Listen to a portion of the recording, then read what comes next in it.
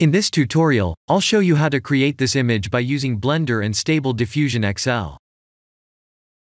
I'll create a plane, rotate it, scale it, and texture paint it like this.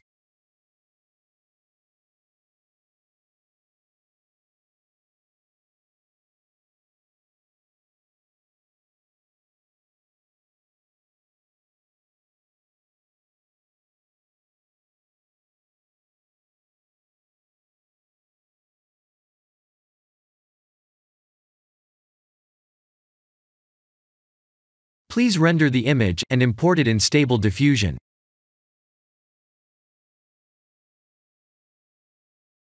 I'll share the full prompts in the description below. Please set the preprocessor to none, and select the correct depth model.